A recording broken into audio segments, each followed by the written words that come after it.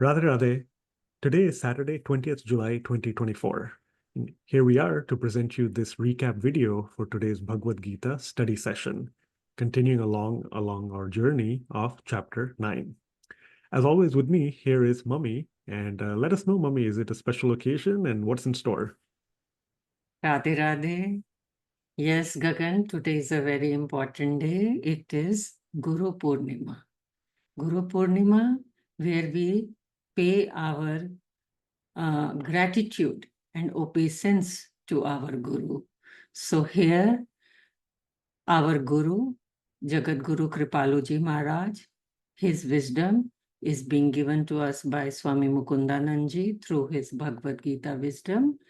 And of course, Jagat Guru is Shri Krishna. So we pay gratitude and obeisance to Guru and Jagat Guru. Thank you, Mummy. Yep, happy Guru Purnima indeed. And on this wonderful occasion, now I'll start sharing the screen and look at our content for today. We covered chapter 9, verses 18 and 19, after, of course, the usual recap quiz that was for last time's content, covering chapter 9, verses 15, 16, and 17. So please do take a look at the description and the usual page. You can get that information below to access these slides and go through those quiz questions for your benefit and learning progress. Now, let's listen to chapter 9, verse 18. गतिर्भर्ता प्रभु साक्षी निवास शरणं सुहृत प्रभवः प्रलयस्थानं निधानं बीजम् अव्ययम्. So chapter 9, verse 18 has the catchphrase sustainer and shelter. Straightforward. We saw this, in fact, last time as well, the sustainer part, Dhata. Sri Krishna is the sustainer and Dhata. And of course, today we also see that he is the shelter, where we all go when we seek refuge and we truly surrender to God. In terms of the commentary, a lot of it was quite self-explanatory in the sense that you've heard some of this material before, even the analogy to do with the ocean and the waves, though perhaps in different forms. And the key takeaways are two reasons as to why, of course, Sri Krishna is our only true relative. As we see in the commentary, Swamiji has reiterated or reminded us that the easy one is, of course, all these worldly relationships are temporary. We know that one person will depart before the other. We've seen the example that he gives here on the right side, which is of the waves. Two waves playing in the ocean, they play for some time together, and then one of them vanishes, it merges back into the ocean. Its time is done. Likewise, the other wave will vanish at a later stage. They all merge back, of course, to the source, that is God, that is the ocean. But there was only some time for which the two waves overlapped. So the relationship of the waves was not to each other permanently. Permanently, it was only to the ocean. In this case, we as souls to God. Swamiji has also given us the example of the train journey, sometimes with humor as well. Passengers sit, talk, they didn't know each other before the ride started. They overlap for some part of the journey, and then one passenger has to get off at his or her station. The next one gets off at a different station. They only overlap for a portion of that ride, and that was a temporary relationship along that journey. So here, that is the temporary aspect. That's reason number one. Second, maybe a little new for some situations. Maybe some people are used to it, but indeed, all of our worldly relationships have an element of self-interest, or as Swamiji says, even stronger, there's an element of selfishness in them. As and when each of us gets something of worth or importance from another person, we have more attitudes of joy and respect. And on the other hand, there might be disappointment and mood embarrassments. So all that again tells us that the real true relative, of course, all the time is only God. The English words we asked you to add to your dictionary were mirthfully. That's the example given for the waves playing with each other, mirthfully representing that element of happiness and joy, but also the connection to heavenly bliss. Likewise, concomitant, which is accompanying or concurrent. So Sri Krishna here is taking us above bodily consciousness, understanding our relationship as fragments of God, and also taking us above this accompanying or concurrent attachment we have to all of our worldly relatives. Of course, more examples Swamiji gives as often, that is from the scriptures. Mummy read and sang them out. A couple of them indeed are from the Ramayana, of course, so you got that musical element as well. And two additional things. There is the complete surrender aspect here, Mamekam Sharanam Vraja, which we mentioned, of course, I said we'll talk about it at length when we get to that later on in the Bhagavad Gita, because this is directly from a later part of the Bhagavad Gita. And finally, the example of taking all of our strings of worldly attachments, tying them up into a bundle and offering them at the lotus feet of God, getting rid of them, and getting the mind attached to God and keeping it purified. That's something, again, we've heard from Swamiji or even seen in one of his meditation videos. Next up, we'll look at chapter 9, verse 19. Tapamyaham aham varsham nigrihanamyut srijami cha amritam chaiva mrityuscha sad asatchaham arjuna. So chapter 9, verse 19. Here the catchphrase as a question to ponder is rain or shine.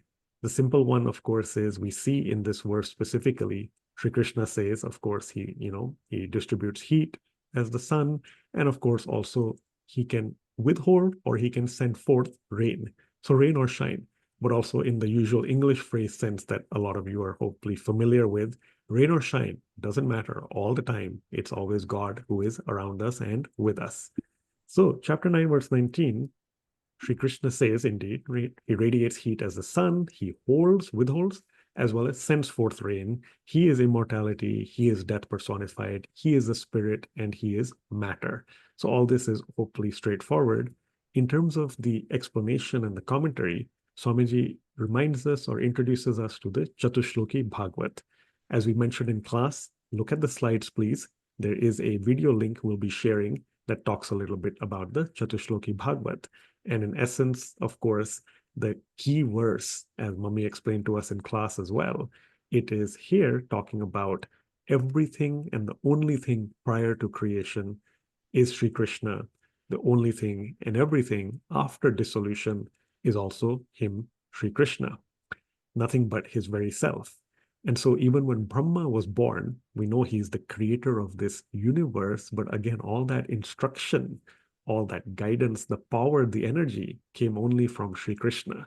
And that came in the form of this four-verse Chatushloki Bhagavat, which again, as we said, is described a little bit in that video, and it enabled Brahma to proceed to create this world. In the second paragraph here, the last one, we do see that Swamiji talks about the various offerings one can make to God, and there's the example of praying to or venerating, offering respect and obeisance. So venerate the holy Ganges. It's done with the water of the Ganges back to the Ganges. So anything we're doing, it is an offering that we get from God, but in fact, now we know even more deeply, we are offering God back to God. And therefore, the only thing truly that we can actually offer from ourselves is that sentiment of love. That's what is going to please God. It attracts God. It makes him dearer to us. And likewise, then we can seek and get divine love. So again, more detail here on that whole element of worship. Mummy, I'm going to pass it to you to enlighten us on Sanskrit words and other important takeaways. Thank you, Gagan. And so verse number 18, we'll start looking it through the words only. So there is one word, gatihi, very, very important word, which means the supreme goal.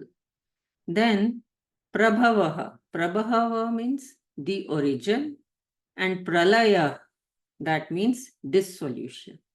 So these three words itself explain the meaning of the verse, because reaching God is our supreme goal. Once we understand, and it is very important for us to understand that we are not the body, we are the soul. Once we understand that point, we are soul. In our hearts, Paramatma is situated. We are the fragment of that supreme soul. So then we will understand that this world is transient, this is all temporary. As in our life, we have seen that many of our relatives have already left us. That is when we fully realize that nobody is going to stay with us forever. But that supreme soul, that God, that Paramatma who is living in us, that will go with us in every species we go. Remember that. After that, we go to become another species. And Paramatma, that supreme soul who is situated in our hearts, that is situated in every species. So he is the only permanent relationship that we have. That is what Krishna is saying, that he is the origin, he is the creator, he is the sustainer, and he is the resting place of creation. So he is the eternal seed. We have to understand that he is our eternal father. So our eternal relationship is with God only. Once we understand this, then Swamiji has given us example through Ramayana. Sabke mamata tag batori, mam pad manahi bandh bari dori. That means all these attachments, these threads of attachment that we have with our different worldly relationships, let's weave it into a dori, a stronger dori. Dori means something when you tie like Rakhi, that dori kind of thing. So all these threads of different relationships, let's make it into a dori and tie it to the lotus feet of Sri Krishna. Because that is our supreme goal. That is what we have to understand. Then let's move to verse number 19. And verse number 19, the important word is again, nigrihanami, that means withhold, and utsrijami, that means send forth. So basically, he is the controller. That Supreme Lord Sri Krishna is the controller of this whole universe. He can withhold things, he can send forth things. So once we understand this, how we understand this, Swamiji has given us this very important verse from Chatushloki Bhagavatam, the essence of which is, that means that this verse teaches us, it makes us understand the essence of creation and Lord's true form. And another important thing it tells us is to be free from attachment and aversion. And once we are free from attachment and aversion, then we will be established in our own peaceful and blissful nature. That is what Sri Krishna is saying, because he says in this universe, he has given us everything. When we make an offering to him, that is also, those things are given by him. So then, if we understand this, that he is the creator, he has given us everything, let's be established in that reality that our eternal relationship is with God. And once we understand that, and we don't have any attachment and aversion towards anybody, then we are going to be established in very peaceful, blissful nature. And with that, let's offer our loving devotion, loving sentiments, devotional sentiments to God. That is what pleases God. Over to you, Gagan. Yeah, thank you, Mommy. Really divine there as you ended off with, right? We can truly just offer our sentiments of love to God. So once again, on this wonderful occasion of Guru Purnima, we did even sing a couple of things in class. I'm also reminded about, so Guru Charan Kamal Balihar. I'm also, of course, also reminded about Namami Namisham, right? Rudrashtakam, I feel, if I'm saying that right, Mommy, hopefully, when the Guru is the one saving, protecting the devotee, right? So Yes. lots of examples. That's an example from Ramayana, when a disciple in the temple he did not bow down to his guru, and Lord Shiva became very angry and he cursed that disciple. But Guru is so compassionate that Guru at that time started invoking Lord's compassion, grace, and that is when he started singing Namami Shamishana Nirvana Rupam Vibhum Vyapakam Brahma Veda Swarupam. And then at the end of that mantra, Lord Shiva became happy. And of course, the curse cannot be totally taken away, but it can be reduced. And after many births, he was given a very nice birth of Kak Bhushundi, whereby he could see Lord Krishna, Lord Ram's Leelas and enjoy that and talk about that. And similarly, we have very beautiful sentiments for our Guru, where we say, बलिहारी है तिहारी गुरु बलिहारी, बलिहारी है तिहारी गुरु बलिहारी, तो पे तन मन प्राण धन मन वारी, तो पे तन मन धान प्राण मन वारी, बलिहारी है Radhe. So, with all our loving devotional sentiments, we thank our Guru for guiding us on this path of spirituality. Over to you, Gagan.